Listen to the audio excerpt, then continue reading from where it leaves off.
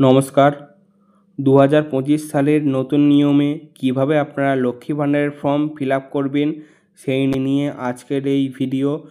লক্ষ্মী ভাণ্ডারের ফর্ম আমি আজকে আপনাদের 3টে ধাপে দেখাবো।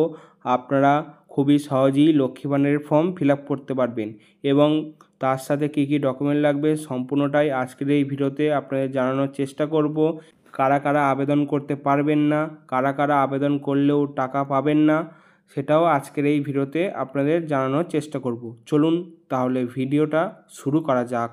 এখানে একটি বক্স দেওয়া আছে, এই বক্সে একটি রঙিন কালার পাসপোর্ট সাইজ ছবি আপনাদেরকে লাগাতে হবে। তারপর দেখতে পাবেন লেখা আছে অ্যাপ্লিকেশন আইডি, অর্থাৎ এখানে যারা এই লক্ষ্মী ভাণ্ডারের ফর্মটি জমা নেবেন তারা এই অ্যাপ্লিকেশন আইডিটা লিখে দেবে। তারপর লেখা আছে লক্ষ্মী ভাণ্ডার প্রকল্পের জন্য আবেদনপত্র। এরপর নিচের দিকে দেখতে পাবেন পার্সোনাল ডিটেলস, অর্থাৎ ব্যক্তিগত বিবরণ। প্রথমে দুয়ারে সরকার রেজিস্ট্রেশন নম্বর, অর্থাৎ আপনি যদি ফর্মটি দুয়ারে সরকার থেকে নিয়ে ফিল আপ করেন তাহলে সেখানকার দুয়ারে সরকার যে রেজিস্ট্রেশন নম্বর থাকে, তো সেই রেজিস্ট্রেশন নম্বরটা এই বক্সে আপনাকে উল্লেখ করে দিতে হবে। বা আপনি যদি এই ফর্মটি বিডিও অফিস থেকে সংগ্রহ করে ফিল আপ করেন তাহলে এইখানে দুয়ারে সরকার রেজিস্ট্রেশন নম্বরটা আপনাকে উল্লেখ করে দিতে হবে না। তো তারপর দেখতে পাবেন লেখা আছে স্বাস্থ্যসাথী কার্ড নাম্বার। যদি আপনার স্বাস্থ্যসাথী কার্ড নাম্বার থেকে থাকে তাহলে এখানে উল্লেখ করবেন, যদি না থাকে তাহলে কোনো রকম উল্লেখ করার দরকার নেই। তারপর দেখতে পাবেন লেখা আছে আধার নাম্বার।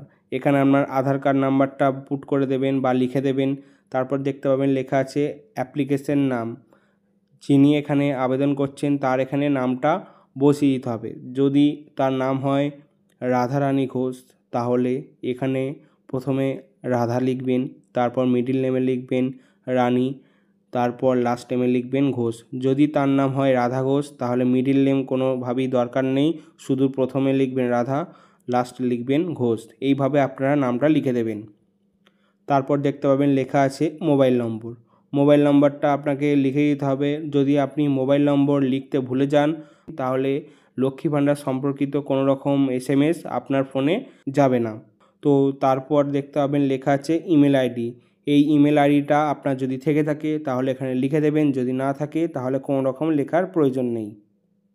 তারপর দেখতে পাবেন লেখা আছে জন্ম তারিখ। এখানে জন্ম তারিখের ব্যাপারটা আপনাদেরকে একটু বলে রাখি। যিনি এই লক্ষ্মী ভাণ্ডার প্রকল্পের আবেদন করছেন তার যদি বয়স 25 বছর হয়ে থাকে তবেই তিনি এই ফর্মটিতে জন্ম তারিখটা উল্লেখ করবেন এবং তবেই তিনি এই লক্ষ্মী ভাণ্ডার ফর্মটি ফিল আপ করে লক্ষ্মী ভাণ্ডারের প্রকল্পের আওতায় আসতে পারবেন। তো আপনারা জেনে শুনে কোনো রকম ভুল করবেন না, ভুল করলে আপনারা কোনো রকম টাকা পাবেন না। তো তারপর দেখতে পাবেন বয়স, এখানে আপনার বয়সটা উল্লেখ করে দেবেন। তারপর বয়সটা উল্লেখ করা হয়ে গেলে নিচের দিকে দেখতে পাবেন ফাদার্স নেম, মাদার্স নেম, পাউস নেম। যদি কোনো বিবাহিত মহিলা এই ফর্মটি আবেদন করে থাকেন তাহলে এখানে প্রথমে তার বাবার নাম, তারপর মায়ের নাম, তারপর স্বামীর নাম। এবং যদি কোনো অবিবাহিত মহিলা এই ফর্মটা আবেদন করে থাকেন তাহলে পাউস নেম লাগবে না, শুধুমাত্র তার বাবার নাম এবং মায়ের নামটা দিলেই হয়ে যাবে। তো এই গেল 1 নম্বর স্টেপ। তো 2 নম্বর স্টেপে কি আছে চলুন আপনাদেরকে দেখিয়ে দিই। 2 নম্বর স্টেপে বলতে চাইছে এখানে কাস্ট অর্থাৎ জাতি। আপনি যদি SC অর্থাৎ তপশিলি জাতি হন তাহলে SCর ঘরে টিকমার্ক করবেন, যদি ST হন তাহলে STর ঘরে টিকমার্ক করবেন, যদি OBC বা জেনারেল কাস্ট হন তাহলে আদার্সের ঘরে টিকমার্ক করে দেবেন। তারপর দেখতে পাবেন লেখা আছে SC বা ST সার্টিফিকেট নাম্বার। যদি আপনি SC বা ST সম্প্রদায় হয়ে থাকেন তাহলে এখানে সার্টিফিকেট নাম্বারটা উল্লেখ করে দেবেন। যদি আপনি জেনারেল কাস্টের হয়ে থাকেন তাহলে এখানে সার্টিফিকেট নাম্বারটা উল্লেখ করার কোনো প্রয়োজন নেই। তারপর দেখতে পাবেন লেখা আছে রাজ্য।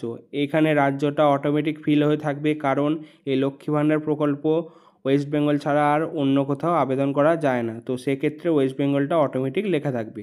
তারপর আপনার ডিস্ট্রিক্টটা উল্লেখ করে দেবেন, পুলিশ স্টেশন, ব্লক, গ্রাম পঞ্চায়েত, ভিলেজ, ঘর বা বাড়ির নাম্বার যদি থাকে তাহলে দেবেন, না থাকলে দেওয়ার কোনো প্রয়োজন নেই।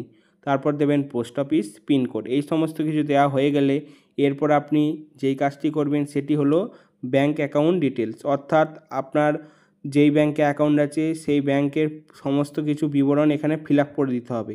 প্রথমে আপনার ব্যাঙ্কের নাম, ব্যাঙ্কের শাখার নাম, ব্যাঙ্কে অ্যাকাউন্ট নম্বর, IFSC কোড, এই সমস্ত দেওয়া হয়ে গেলে নিচের দিকে দেখতে পাবেন একটি বক্স আছে। এই বক্সে বলতে চাইছে আপনি এই ফর্মের সাথে যেই ডকুমেন্টগুলো দিচ্ছেন সেই ডকুমেন্টগুলোর পাশে একটি করে বক্স দিয়ে আছে, সেই বক্সে টিকমার্ক করে দেবেন।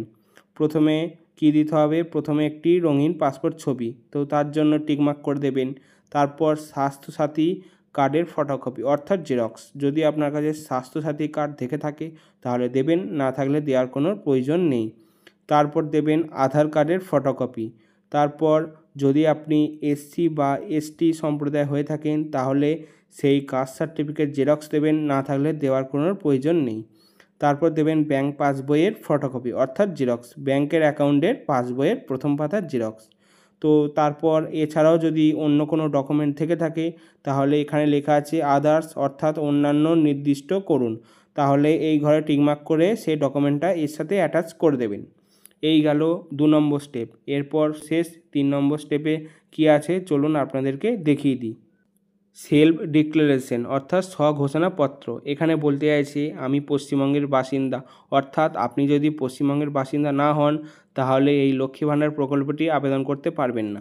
তারপর 2 নম্বর কী আছে, আমি কোনো ধরনের নিয়মিত সরকারি চাকরি থেকে কোনো মাসিক আয় বা পেনশন পাই না, অর্থাৎ আপনি যদি কোনো সরকারি চাকরিজীবী হন আর এই লক্ষ্মী ভাণ্ডার প্রকল্পটি আবেদন করছেন তাহলে এই লক্ষ্মী ভাণ্ডার প্রকল্পে আবেদন করলেও আপনার কোনো রকম আবেদনটি অ্যাপ্রুভ হবে না এবং সেই আবেদনটি ক্যান্সেল হয়ে যাবে।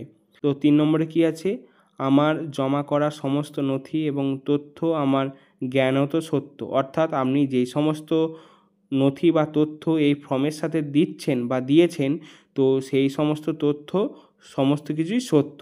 তারপর কী লেখা আছে, যদি নথি বা তথ্য মিথ্যা প্রমাণিত হয় তাহলে আমার বিরুদ্ধে পদক্ষেপ নেওয়া হবে এবং প্রকল্পের সুবিধা বন্ধ করে দেওয়া হবে।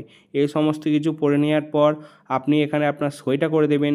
তারপর যেই তারিখে জমা দেবেন সেই তারিখটা এখানে লিখে দেবেন।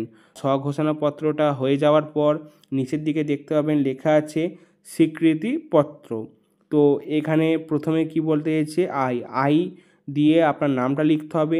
তারপর ডটার বা ওয়াইফ অফ, যদি আপনি অবিবাহিত হয়ে থাকেন তাহলে ডটারের মাথায় টিকমার্ক করে দিয়ে আপনার বাবার নামটা লিখে দেবেন। যদি আপনি বিবাহিত মহিলা হয়ে থাকেন তাহলে ওয়াইফের মাথায় টিকমার্ক করে দিয়ে আপনার স্বামীর নামটা এখানে লিখে দেবেন। এরপর লিখে দেবেন যেই ডেটে আপনি জমা করছেন সেই ডেটটা। তো তারপর একই লেখা আপনি বাংলায় দেখতে পাবেন, আপনার যেটা সুবিধা হবে আপনি সেটি করবেন। তো তারপর দেখতে পাবেন লেখা আছে মাই মোবাইল নম্বর অর্থাৎ আমার মোবাইল নম্বর, এখানে আপনার মোবাইল নম্বরটা উল্লেখ করে দেবেন। তারপর দেখতে পাবেন লেখা আছে স্বাস্থ্যসাথী কার্ড নাম্বার, এখানে আপনার যদি থেকে থাকে তাহলে দেবেন, না থাকলে দেওয়ার কোনো প্রয়োজন নেই। এরপর দেখতে পাবেন আধার কার্ড নাম্বার, এখানে আপনার আধার কার্ড নাম্বারটা উল্লেখ করে দেবেন যে কোনো একটি ঘরে, এখানে দুটো ঘরই দেওয়া আছে ইংলিশ এবং বাংলা, আপনার যেটা সুবিধা হবে সেটি আপনি করবেন। তারপর এখানে দেখতে পাবেন লেখা আছে signature of receiving official with seal, এখানে আপনি কিছু করবেন না, যিনি এই ফর্মটি জমা নিচ্ছেন তার এখানে সই এবং স্ট্যাম্প হবে। সই এবং স্ট্যাম্প দেওয়ার পর তিনি আপনাকে এই স্বীকৃতিপত্রটা ছিঁড়ে আপনাকে দিয়ে দেবে, অর্থাৎ এটা আপনার রিসিভ কপি। তো এইভাবে আপনারা খুবই সহজে লক্ষ্মী ভাণ্ডারের ফর্ম ফিল আপ করতে পারবেন। তো এরপর আসা যাক কারা কারা এই লক্ষ্মী ভাণ্ডার প্রকল্পে আবেদন করতে পারবেন না। তো যাদের বয়স 24 বছর 8 মাস বা 24 বছর 9 মাস তারা এই প্রকল্পের আবেদন করতে পারবেন না।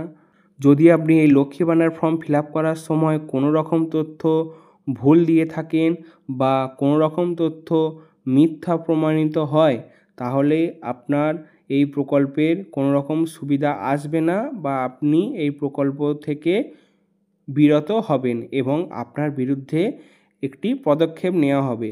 তো এই সমস্ত কিছু নিয়মাবলী মেনে আপনি এই প্রকল্পে আবেদন করতে পারেন। এই ভিডিওটা আপনাদের কাছে যদি গুরুত্বপূর্ণ বলে মনে হয় তাহলে ভিডিওতে একটি লাইক প্রদান করবেন।